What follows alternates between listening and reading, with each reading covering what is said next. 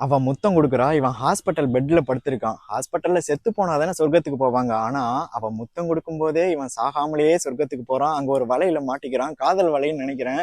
தன்னோட அங்க அசைவால அவ அழகா அடிக்கும் போது அவன் வாங்கிக்கிறான். கிட்ட வந்து முத்தம் தரும்போது கேட்கிறான், இன்னும் என்ன செய்ய போகிறாய்ன்னு. சிங்கார லீலா மோக பரிபூரணி. அதாவது காதல்ல இன்ப சுவையை நல்லா கை தேர்ந்தவர்கள் தான் சிங்கார லீலா. மோகத்தை முழுசா தர்றவங்க மோக பரிபூரணி. அப்ப அவங்க என்ன கேட்பாங்க, ஒரு இடத்த அரேஞ்ச் பண்ண சொல்றாங்க. ஒரு கூடாரத்துல ஒரு நிலவை காட்டுறாங்க. தொட தொட புது புது விடுகதை தொடர்கிறதே. அப்பதான் தெரியுது அது சாதா நிலவு கிடையாது, தேன் நிலவுன்னு. வெளியே வந்ததும் 2 குதிரையை காட்டுறாங்க. நமக்கு புரிஞ்சிருச்சு. இப்ப இவ கேட்கிறா, இன்னும் என்ன செய்ய போகிறாய் அப்படின்னு சொல்லிட்டு. நூலிடையை ஏங்க விடும் வானமுத சாகரனே. சாகரனேன்னா கடல்னு அர்த்தம், கரணேன்னா விஷம்னு அர்த்தம். கடல் அளவு விஷம் வந்து கொன்னுடும். ஆனா வானமுத சாகரனேங்கும் போது வானமுதம் உயிரை காப்பாத்தும். இப்ப சேர்த்து படிங்களேன். வானமுத சாகரனேன்னா வானமுதம் இருந்தும் சாகுறனே, செத்து போறனேன்னு. அதாவது முரணுக்குள்ள முரணை வைக்கிறாரு பாருங்க வாலி சாரு.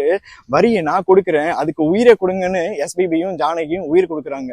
காட்சிக்கு உயிர் தர்றதுக்கு கமல்ஹாசனும் குஷ்புவும் நம்ம எவ்வளவு பாக்கியம் செஞ்சவங்க. அதாவது இந்த பாட்டு ஆரம்பிக்கும் போது குஷ்பு மேல இருப்பாங்க, பாட்டு முடியும் போது குஷ்பு கீழே போயிடுவாங்க, கமல் மேல வந்துருவாரு. கணவன் மனைவி ஆக்கப்பட்டவர்கள் நீங்க தான் உயர்ந்தவங்க, தாழ்ந்தவங்க நம்ம இருக்கக்கூடாது அப்படிங்கிற அர்த்தமும் இதுல இருக்கு. என்ன செய்ய போகிறாய்.